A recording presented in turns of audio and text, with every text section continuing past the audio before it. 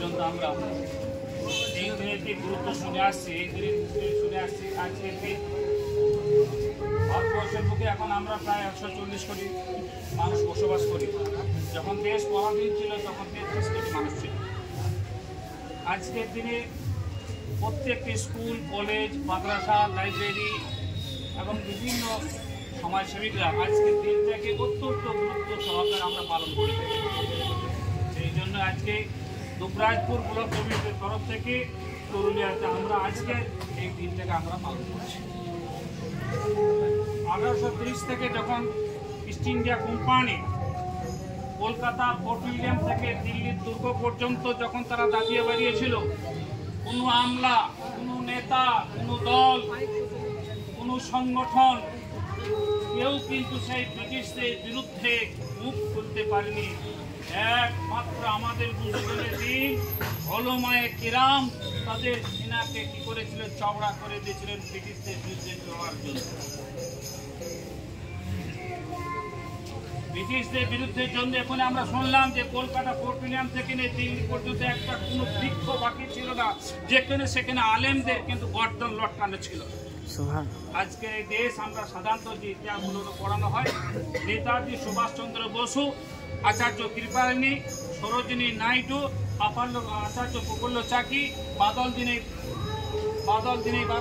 আর দীনেশ ইত্যাদি আমরা চরিত্রে পড়িয়ে থাকি। কিন্তু যে মুসলমানদের ওলামাদের অবদান, যে সমস্ত মুসলমানদের কর্তৃত্ব, সেইগুলো কেউ তুলে ধরতে পারি না।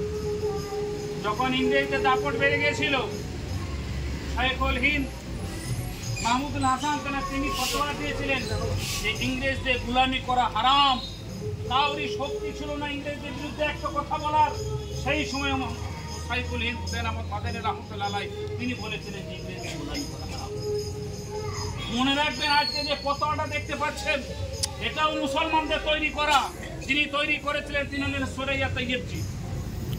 এই পতাকা তিরঙ্গা যিনি সর্বপ্রথম উত্তোলন করেছিলেন তিনি হলেন শাহনওয়াজ খান। তিনি একজন ছিলেন মুসলমান। জয় হিন্দের নারা যিনি দিয়েছিলেন সর্বপ্রথম মৌলানা আবিদ হাসান সাফওয়ানি। তিনি জয় হিন্দের প্রথম নারা নিয়েছিলেন আবিদ হাসান সাফওয়ানি। ইনকিলাব জিন্দাবাদের নারা যখন প্রথম দিয়েছিলেন মৌলানা হযরত সুহানি। আর এটাও মনে রাখবেন, যখন কি হলো, নেতাজি সুভাষচন্দ্র বসুকে গুরু ছিল জানেন মৌলানা উবাইদুল্লাহ সিন্ধি রহমতুল্লাহ আলাইহি। উবাইদুল্লাহ সিন্ধি রহমতুল্লাহ এনার গুরু ছিল। যখন তিনার নামে ওয়ারেন্ট বেরিয়ে গেল, তখন নেতাজি কি করলেন, মৌলানা উবাইদুল্লাহ সিন্ধি রহমতুল্লাহ আলাইহি ছন্দবেশে মৌলানা নিজামুদ্দিনের মেয়ে পাসপোর্ট তৈরি করে বিলেতে পাঠিয়ে যে তার এখানে ওয়ারেন্ট হয়ে গেছে, আর বাঁচা যাবে। মালটার জেলে বন্দী ছিলেন সাইফুল ইসলাম। মৌলানা মাহমুদুল হাসান সাহেব 3 বছর 6 মাস অতিক্রম করার পর জলপথ দিয়ে যখন বোম্বে এলেন, বোম্বে খেলাফত হলে মিটিং ডাকলেন। সেখানে মৌলানা আবুল কালাম আজাদ, খানা কাসেম নানতুবি, রশিদ আহমদ গাঙ্গুহি রহমতুল্লাহ আলাইহি, শাহ আব্দুল আজিজ এই সমস্ত আলেমরা ছিলেন। মোহনদাস করমচাঁদ গান্ধী বললেন,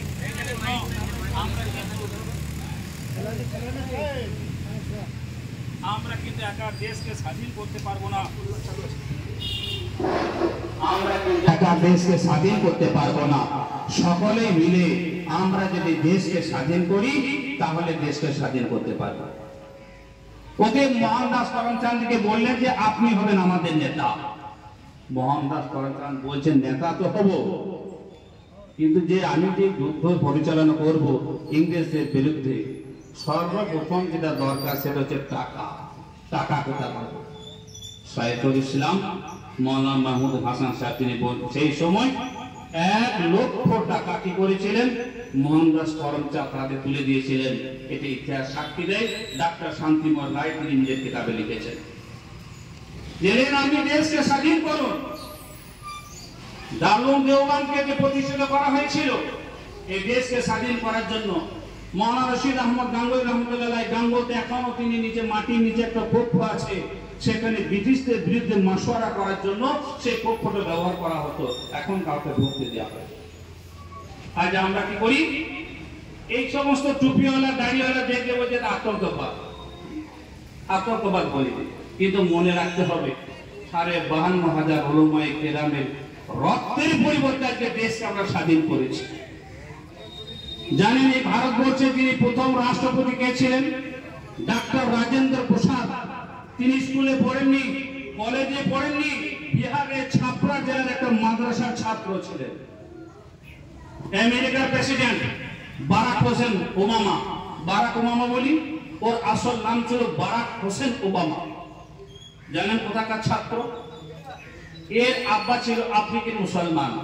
তিনি যখন কি হলেন, আমেরিকাতে এলেন, আমেরিকাতে বিবাহ করলেন। এই বারাক হোসেন ওবামার বাপেরও নাম ছিল বারাক হোসেন ওবামা। তো বারাক হোসেন ওবামা যখন মায়ের গর্ভে ছিল তখন তার বাপ মারা যায়। বারাক হোসেন ওবামা মারা গেলেন অ্যাক্সিডেন্টে। জন্ম নেবার পর মা আর দাদি বলছে, বাপ যখন মারা গেল ওদের বাপের নামটাই রেখে দিয়ে স্মৃতি থাকবে। ইন্দোনেশিয়া মুসলমান এসে দ্বিতীয়বার ওই বারাক হোসেন ওবামা মাকে নিকাহ করলেন। যখন দ্বিতীয়বার নিকাহ করলেন, নিকাহ করার পর ইন্দোনেশিয়া জাকার্তা শহরে চলে গেলেন। তখন তার মা বলছে যে আমার এই 7 বছরকার শিশু বারাক হোসেন ওবামাকে সঙ্গেও নিয়ে যাব। সে জাকার্তার মাদ্রাসাতে 2 বছর তিনি পড়েছে। তাহলে যে প্রথম আমাদের মাদ্রাসা কি দিয়েছে? দেশকে স্বাধীন করার জন্য উলামায়ে কেরাম দিয়েছিল। এই মাদ্রাসা হিন্দুস্তানের সর্বপ্রথম রাষ্ট্রপতি ডক্টর রাজেন্দ্র প্রসাদকে দিয়েছে এবং সেই সঙ্গে আমেরিকার বারাক হোসেন ওবামা এই মাদ্রাসার ছাত্র ছিল। তো ভাই বুজুর্গদিন, আমরা আজকে কি করি যে আমাদের আগের উলামায়ে কেরামদের হিস্টোরিক্যাল শোনাতে থাকি, তাছাড়া আস্তে আস্তে উলামায়েদের হিস্টোরি কি হয়ে যাবে? বিলুপ্ত হয়ে যাবে। সারে জাহাঁ সে আচ্ছা হিন্দুস্তান হামারা, এই গীত কে বলেছিলেন? সর্বপ্রথম আল্লামা ইকবাল সাহেব। হিন্দুস্তানের রাষ্ট্রীয় গীত এই মাতৃ ওয়াতান কে বলেছিলেন? আসিমুল্লাহ খান। মিসাইল সর্বপ্রথম কে তৈরি করেছিলেন? টিপু সুলতান। তো ভাই বুজুর্গ দোস্ত, ইংরেজ তোমরা ভারত ছাড়ো 1942 সালে ইউসুফ মেহরানি এই স্লোগানটা দিয়েছিলেন। যত পত্রিকা দেখবেন দেশকে স্বাধীন করার জন্য সব কিন্তু আমাদের অধিকাংশ মুসলমানদের অবদান আছে। তো ভাই বুজুর্গ দোস্ত, আজ আমাদের ৭৮তম স্বাধীনতা দিবস। আমরা এইভাবে ইনশাআল্লাহ আগামীতেও জমিয়তের ছায়াতলে স্বাধীনতা দিবস উদযাপন করে আসবো। মাদ্রাসা, মসজিদ, জমিয়তে উলামায়ে প্রতি আমরা সকলে ভক্তি রাখবো ইনশাআল্লাহ। ওয়া আখিরু দাওয়ানা আলহামদুলিল্লাহি রাব্বিল আলামিন।